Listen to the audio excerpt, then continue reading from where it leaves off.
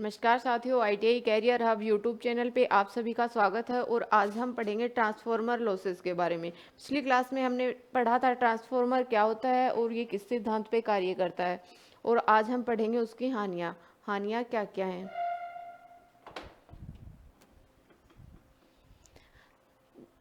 Transformer हानियाँ क्या होती है। ट्रांसफॉर्मर में हानियाँ मुख्यतः निम्न प्रकार की होती हैं। ट्रांसफॉर्मर हानि,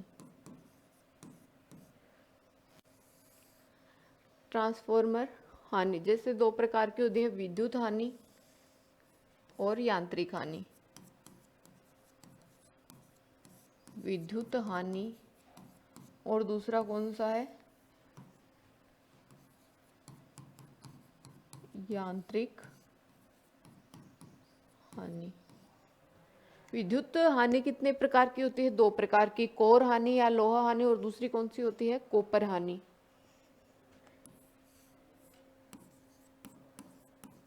कोर हानि और दूसरी है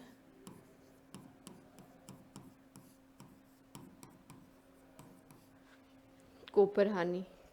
और कोर हानि भी दो प्रकार की होती है, जैसे पहली है भंवर धारा हानि, एडी करंट लॉस, और दूसरा कौन सा है, हिस्टेरेसिस लॉस यानी सेथिले हानि। ये भी दो प्रकार की है,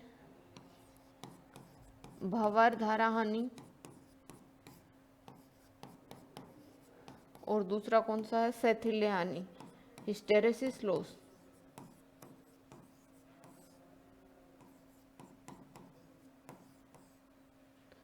सेथिले हानि।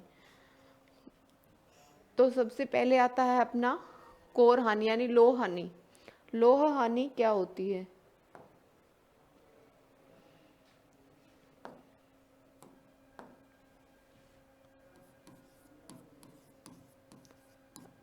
लोह हानि, आयरन लॉसेस।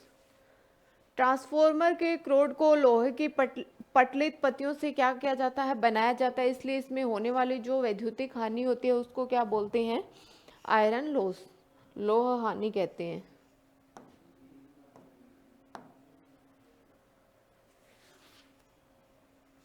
ट्रांसफॉर्मर की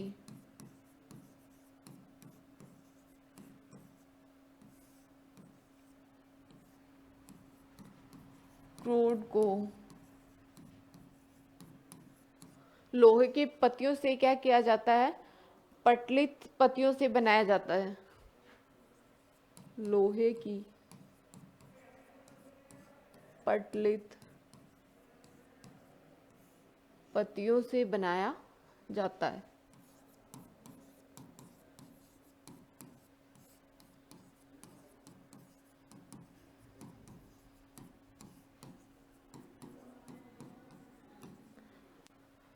ट्रांसफॉर्मर के क्रोड को लोहे की पटलित पत्तियों से बनाया जाता है, इसलिए इसमें होने वाली वैद्युतिक हानियों को क्या बोलते हैं, लोह हानि। इसलिए इसमें होने वाली वैद्युतिक हानियों को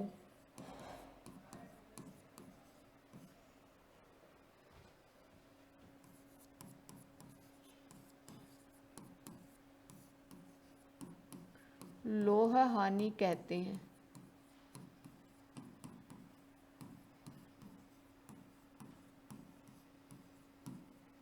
इसलिए इसमें होने वाली वैद्युतिक हानियों को क्या बोलते हैं, लोह हानि कहते हैं।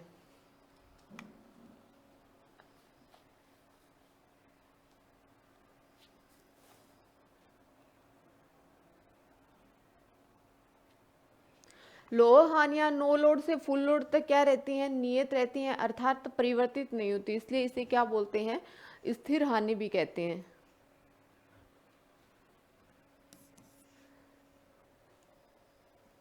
लोह हानियां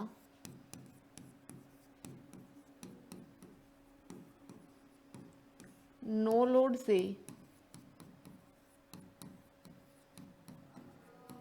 फुल लोड तक क्या रहती है, नियत रहती हैं।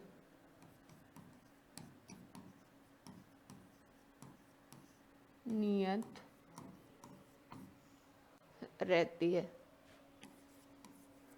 नो लोड से फुल लोड तक क्या रहती है? नियत रहती है, अर्थात क्या नहीं होती? परिवर्तित नहीं होती, इसलिए इसे क्या बोलते हैं? स्थिर हानियां भी कहते हैं,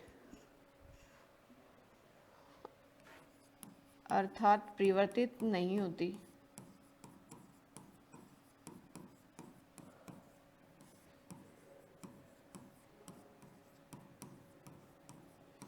इसलिए इसे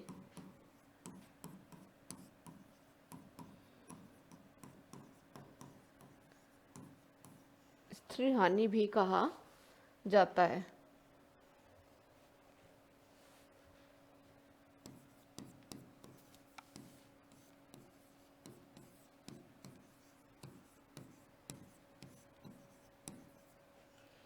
लोह हानियां नो लोड से फुल लोड तक क्या रहती हैं? नियत रहती हैं, अर्थात परिवर्तित नहीं होती, इसलिए इसे क्या बोलते हैं? स्थिर हानियां भी कहा जाता है।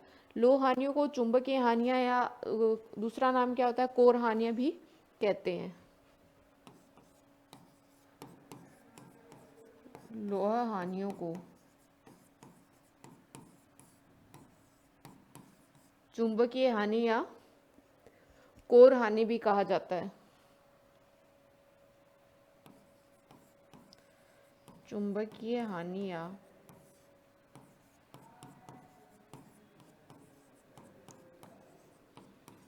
कोर हानि भी कहा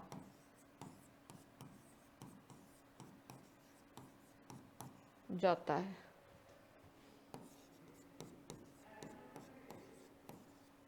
लोह हानियों को चुंबकीय हानि या कोर हानि भी कहा जाता है। ये हानियां मुख्यतः वोल्टेज और फ्रीक्वेंसी पर क्या होती हैं? निर्भर होती हैं।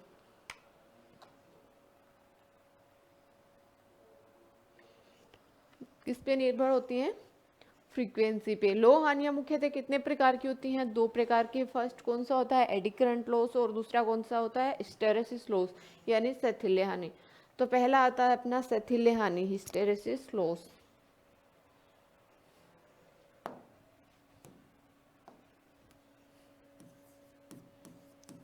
स्थैथिल्य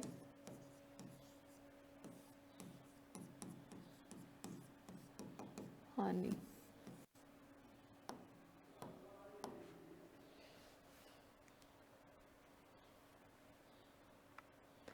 स्थैथिल्य हानि क्या होती है? ट्रांसफॉर्मर के लो क्रोड का प्रत्यावर्ती फ्लक्स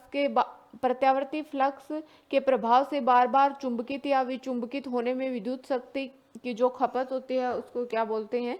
स्थैथिल्य हानि या हिस्टेरेसिस हानि कहा जाता है।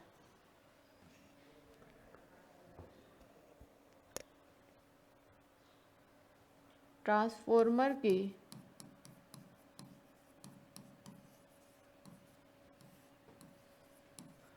लोह क्रोड का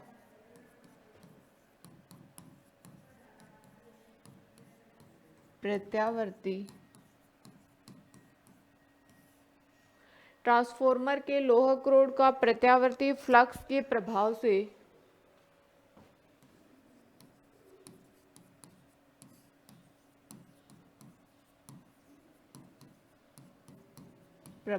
बार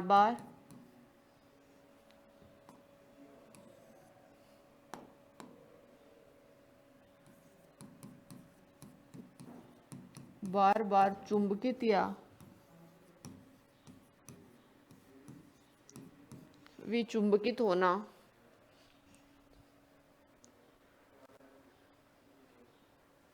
चुंबकित या विचुंबकित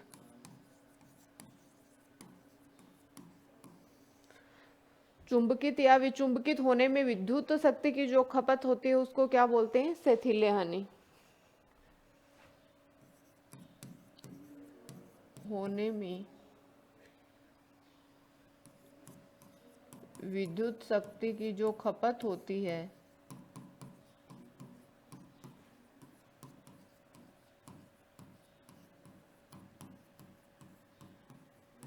उसे क्या कहते हैं? स्थैथिल्य हानि। उसे स्थैथिल्य हानि कहा जाता है।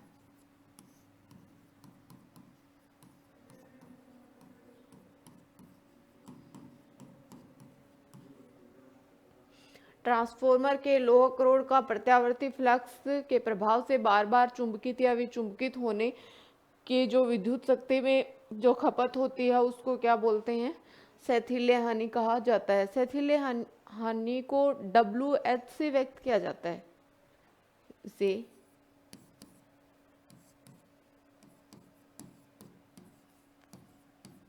WH से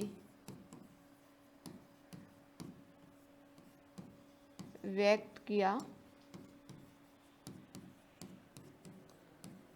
जाता है। इसे किससे डिनोट करते हैं? WH से। ट्रांसफॉर्मर में शैथिल्य हानि को कम करने के लिए सामान्यतः सिलिकॉन की मात्रा कितनी होती है? 2.8% से 3.5% तक मिलाई जाती है। ट्रांसफॉर्मर में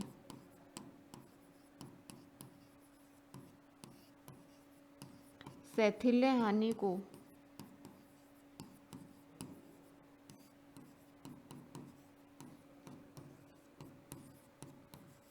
कम करने के लिए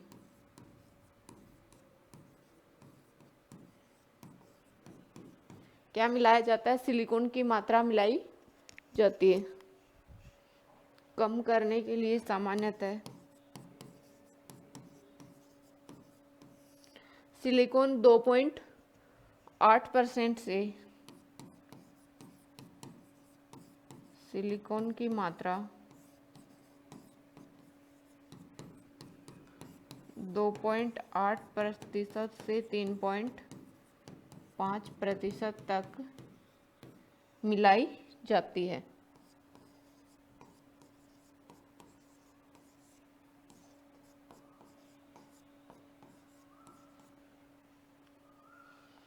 ट्रांसफॉर्मर में शैथिल्य हानि को हिस्टेरेसिस लॉस को कम करने के लिए क्या मिलाया जाता है? सिलिकॉन की मात्रा मिलाई जाती है 2.8% से 3.5% तक।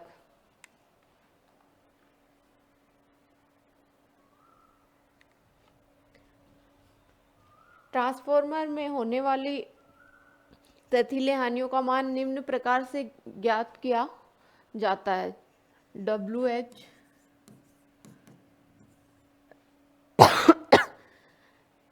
3 नीटा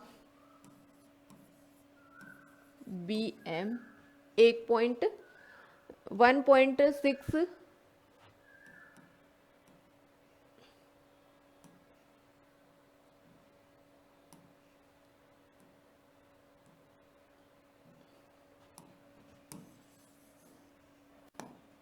WH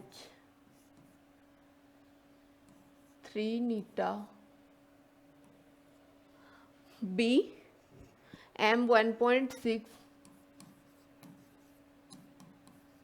FV। WH क्या है? शैथिल्य हानि, हिस्टेरेसिस लॉस किसमें? वाट में। और नीटा क्या है? हिस्टेरेसिस स्थिरांक। WH क्या है? हिस्टेरेसिस हानि किसमें? वाट में। और नीटा क्या है? हिस्टेरेसिस स्थिरांक।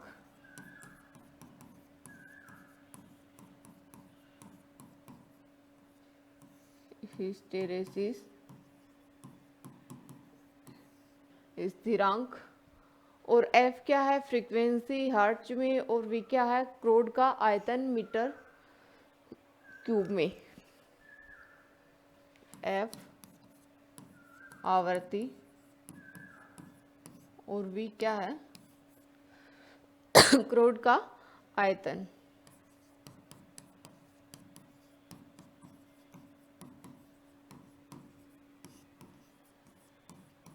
मीटर क्यूब में। तो ये क्या हो गया? हिस्टेरेसिस लॉस, शैथिल्य हानि। शैथिल्य हानि को किससे डिनोट करते हैं? WH इक्वल टू 3 नीटा BM 1.6 FV। WH क्या होता है? हिस्टेरेसिस लॉस वाट में। और F क्या होता है? फ्रीक्वेंसी। नीटा क्या होता है? हिस्टेरेसिस स्थिरांक। F क्या होता है? फ्रीक्वेंसी। और V क्रोड में, क्रोड का आयतन मीटर क्यूब में।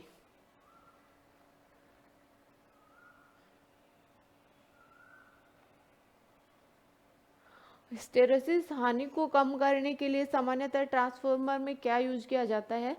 CRO का प्रयोग किया जाता है, कोल्ड रोल्ड ग्रेन ओरिएंटेड का प्रयोग करते हैं।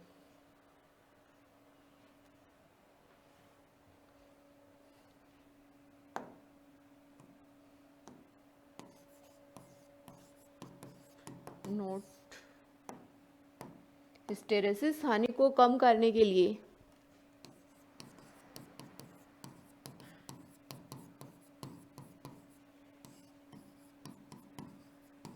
हानि को कम करने के लिए सामान्यतः CRGO का प्रयोग किया जाता है। CRGO का प्रयोग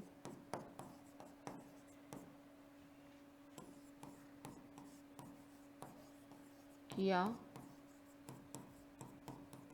CRGO क्या होता है? Cold rolled grain oriented. इसके बाद आता है दूसरा एडी करंट लॉस, भंवर धारा हानि।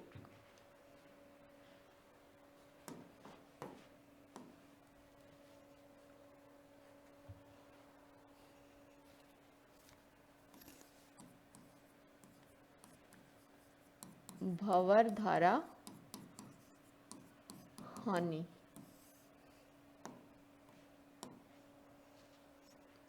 भंवर धारा हानि क्या होती है? ट्रांसफार्मर के लोहा क्रोड में प्रत्यावर्ती फ्लक्स के प्रभाव से उत्पन्न प्रेरित भंवर धाराओं ताप में व विद्युत शक्ति को क्या बोलते हैं? भंवर धारा हानि कहते हैं। ट्रांसफार्मर के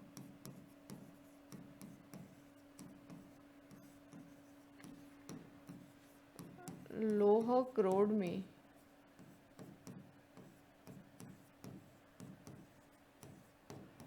प्रत्यावर्ती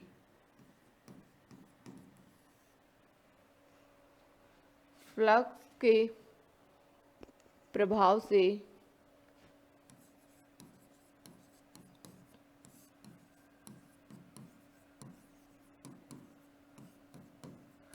ट्रांसफार्मर के लोहा क्रोड में प्रत्यावर्ती फ्लक्स के प्रभाव से उत्पन्न प्रेरित भंवर धाराओं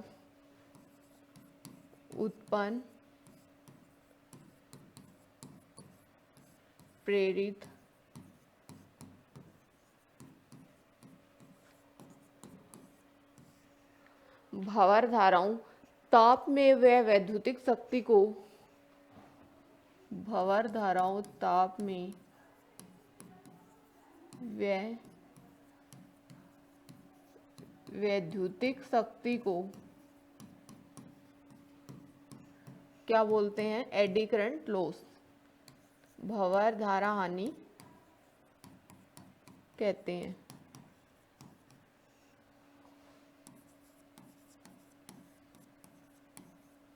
ट्रांसफार्मर के लोहा क्रोड में प्रत्यावर्ती फ्लक्स के प्रभाव से उत्पन्न प्रेरित भंवर धारा हानियों के ताप में व वैद्युतिक शक्ति को क्या बोलते हैं? भंवर धारा हानि कहते हैं। भंवर धारा हानि को किससे डिनोट करते हैं? WE से। इसे WE से व्यक्त किया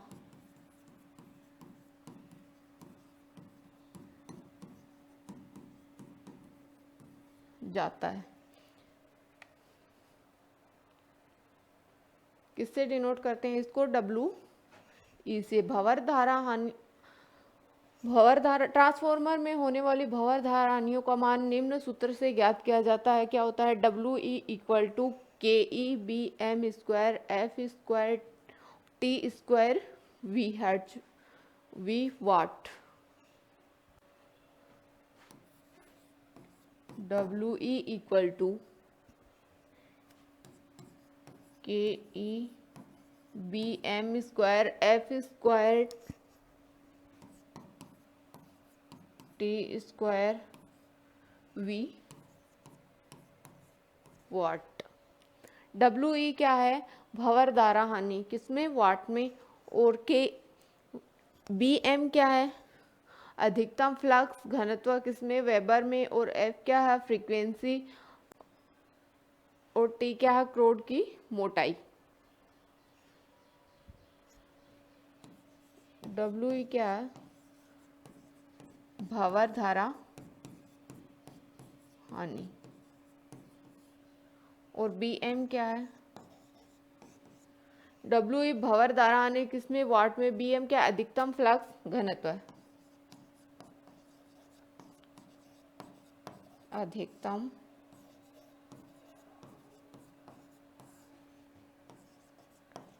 फ्लक्स घनत्व किसमें, वेबर में, अधिकतम फ्लक्स घनत्व वेबर में, और टी क्या, क्रोड की मोटाई एमएम में। वी पटलित क्रोड का आयतन मीटर क्यूब में।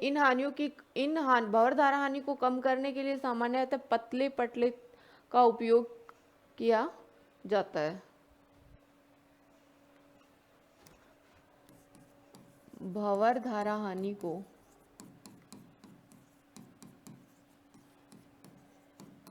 कम करने के लिए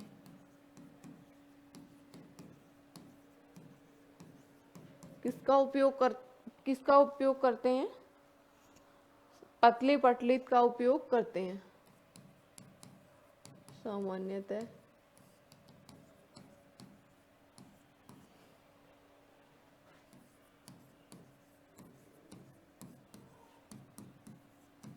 पतले पटलित का उपयोग करते हैं।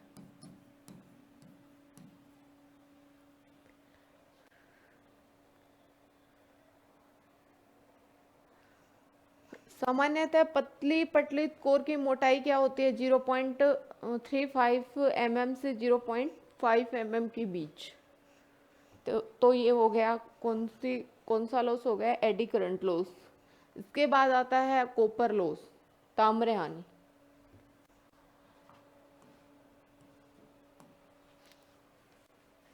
इसके बाद आता है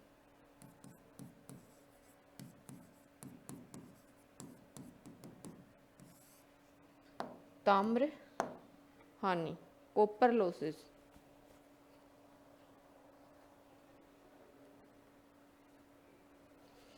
कॉपर हानि क्या होती है, ट्रांसफॉर्मर के प्राइमरी व द्वितीय वाइंडिंग सामान्यतः किसकी बनी होती है, तांबे के तार की बनी होती है, इसलिए इसमें होने वाली जो वैद्युतिक हानियां उनको क्या बोलते हैं, कॉपर लॉस। ट्रांसफॉर्मर की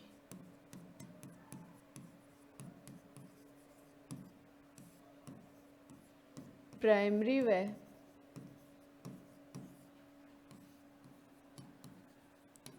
द्वितीय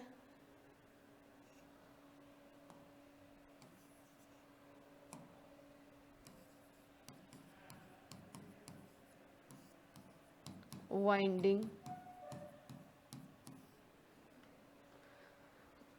सामान्यतः किसकी बनी होती हैं, तांबे के तार की बनी होती हैं सामान्यतः।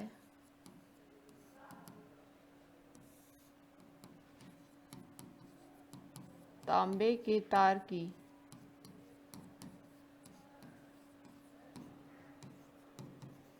बनी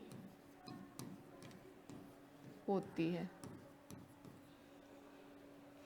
ट्रांसफॉर्मर की प्राइमरी व द्वितीय वाइंडिंग सामान्यतः तांबे के तार की बनी होती है, इसलिए इसमें होने वाली जो वैद्युतिक हानियां हैं उसको क्या बोलते हैं, कॉपर लॉसेस। इसलिए इसमें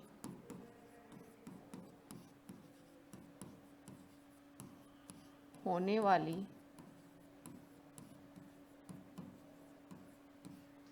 वैद्युतिक हानियों को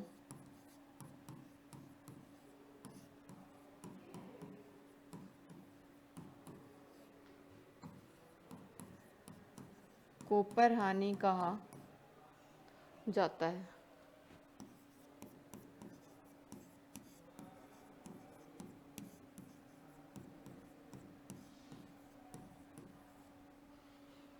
इसलिए इसमें होने वाली हानियों को क्या कहा जाता है, कॉपर हानि। ताम्र हानि मुख्यतः भार पर निर्भर करती हैं, अर्थात क्या नहीं होती, परिवर्तित नहीं होती, इसलिए इसे क्या बोलते हैं, इसलिए इन्हें परिवर्तित हानियां भी कहते हैं। ताम्र हानियां मुख्यतः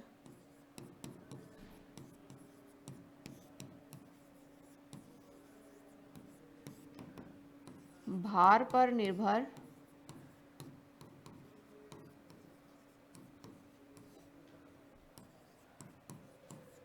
करते हैं। क्या नहीं होती? परिवर्तित नहीं होती, इसलिए इसे क्या बोलते हैं? परिवर्तित हानियां भी कहा जाता है। ट्रांसफॉर्मर में होने वाली ताम्र हानियों को निम्न सूत्र से व्यक्त किया जाता है। इसको किससे डिनोट करते हैं? WC से।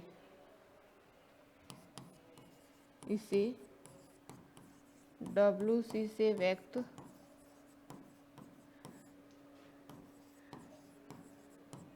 किया जाता है। ट्रांसफॉर्मर में होने वाली हानियों को निम्न सूत्र से ज्ञात किया जाता है। क्या होता है? WC equal to I² PRP plus IS² RS।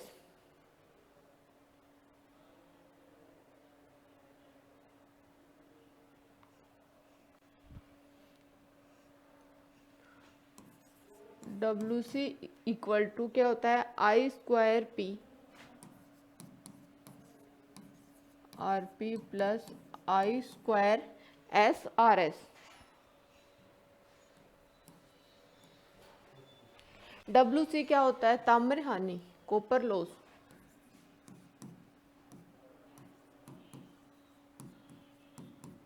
ताम्र हानि। IP क्या है? प्राइमरी वाइंडिंग में धारा, किसमें? एम्पियर में।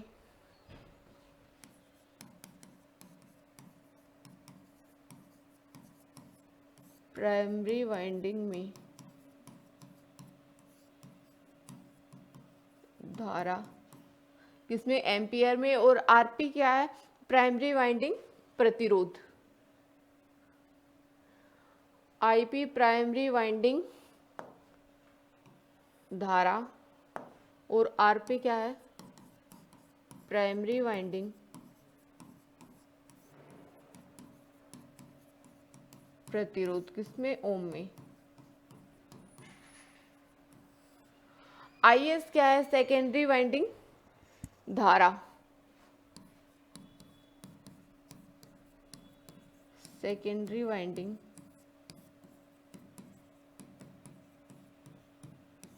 धारा और आरएस सेकेंडरी वाइंडिंग प्रतिरोध। सेकेंडरी वाइंडिंग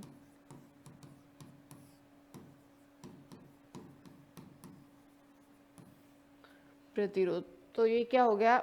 ताम्र हानि का formula. WC equal to I² PRP plus I² SRS। WC क्या हो गया? ताम्र हानि, कॉपर लॉसेस। IP क्या हो गया? प्राइमरी वाइंडिंग में प्राइमरी वाइंडिंग धारा। और RP क्या हो गया? प्राइमरी वाइंडिंग प्रतिरोध। IS क्या हो गया? सेकेंडरी वाइंडिंग धारा। और RS सेकेंडरी वाइंडिंग प्रतिरोध। ताम्र हानि को कम करने के लिए ट्रांसफॉर्मर की प्राइमरी और सेकेंडरी वाइंडिंग का प्रतिरोध क्या होना चाहिए? कम से कम होना चाहिए। और ट्रांसफॉर्मर में घूर्णित भाग नहीं होने के कारण घर्षण हानियों का मान भी क्या रहता है? शून्य रहता है। तो ये हो गया कॉपर लॉस। Thank you. आज के लिए इतना ही, मिलते हैं नेक्स्ट वीडियो में।